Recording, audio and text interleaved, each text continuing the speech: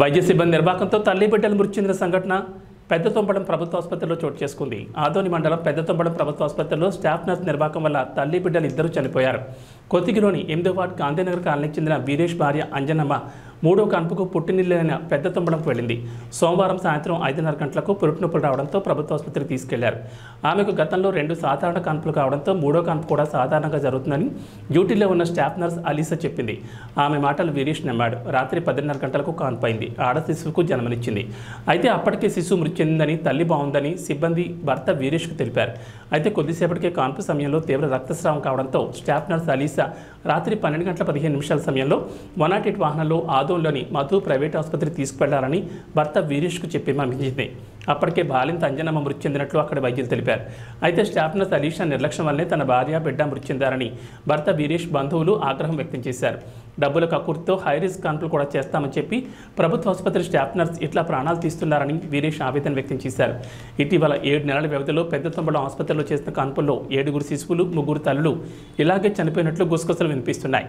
Medical officer నీలోఫర్ని వివరణ కోరగా పూర్తి విచారణ చేసి స్టాఫ్ నర్స్పై చర్యలు తీసుకుంటామన్నారు. డిప్యూటీ DMNHO సచివతిని వివరణ కోరగా ఇప్పటికే పెద్దతొంపడం ఆసుపత్రిపై పలు ఫిర్యాదులు వచ్చాయని, ప్రైవేట్ ఆసుపత్రికి రిఫర్ చేయడం గురించి స్టాఫ్ నర్స్ అలీసాపై కూడా ఫిర్యాదులు వచ్చాయని విచారణ చేపట్టి చర్యలు తీసుకుంటామన్నారు.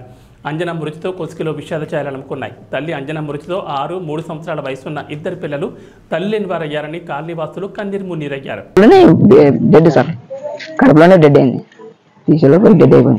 ముప్పు వచ్చింది. బ్లీడింగ్ ఎక్కువ పోవడం వల్ల ఆ అమ్మాయి డాక్టర్ కంట్రోల్ చేయలేక ప్రైవేట్ హాస్పిటల్ రాసిచ్చింది సార్. మద్దతులోనే అన్యాయం జరిగిపోయింది మాకు సార్. ఉన్నట్టే వాళ్ళు ఏమన్నారు, 12 గంటలు నా దగ్గర రావద్దన్నారు. 12 గంటలు రావద్దండి. సర్లే అని నేను నొప్పులు బయట తిరగండి అన్నారు. నా భార్యని తిరుగుతుంటే నా భార్య వచ్చి మొన్న కాళ్ళు పట్టుకుంది. నన్ను సీజింగ్ చేపియండి, నన్ను ఆదం తీసుకెళ్ళండి, నన్ను చంపేస్తారా అని డెలివరీ అయిపోయింది సార్. డెలివరీ అయిపోయి 10-20 నిమిషాలు డెలివరీ అయింది. బీడింగ్ పోతుంది. నన్ను కూడా లోపల పిలిచినారు. చాలా బీడింగ్ పోయింది. బిడ్డ కూడా బిగుసుకుపోయింది. 24 hours అయింది చనిపోయి లోపల బిడ్డ.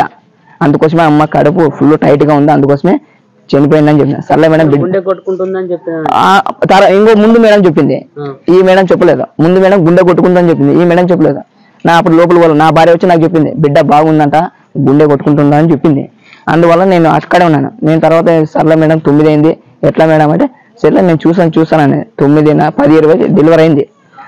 బిడ్డని చూపించింది, నాకు చెస్టర్ పైన చూపించింది. బిడ్డ మొత్తం చిన్నపోయి బిగించుకుపోయింది. సర్లే మేడం అంటే బీడింగ్ ఎక్కువ పోతుంది తమ్ముడు, నేను కుట్లేస్తాను అన్నది. నా భార్య ఆటి కుట్లు తట్టుకోలేక అరుస్తుంది. కుట్లు వేసిన గర్భసంచికి తర్వాత బీడింగ్ ఎక్కువ తర్వాత గర్భసంచి గుట్లేస్తానని చెప్పింది. నాకు కొద్దిగా డౌట్ వచ్చింది సార్, గర్భసంచి కుట్లు ఎట్లా సార్, గర్భసంచి ఉంది ఇక్కడ కోసేయాలి కదా, అమ్మాయి ఏమంది వెడల్పు చేసి వేయాలో అక్కడ ప్రైవేట్ హాస్పిటల్ వేస్తారన్నది. నేను ప్రైవేట్ హాస్పిటల్ ఎక్కడ మధు పోవాలి చక్కన B+ నా భార్య బ్లడ్ గ్రూప్ B+ ఎంతసేపు తీసుకోవాలి నువ్వు అన్నది. నేనేమన్నా ఈ టైం అయితే దొరకమన్నా 2 ప్యాకెట్స్ అక్కడ రెడీ చేయండి, నేను కావాలంటే పొద్దున్న 2 నెంబర్స్ తీసుకొచ్చి నేను ఇస్తానని చెప్పాను. సరే నేను ఫోన్ చేస్తానండి.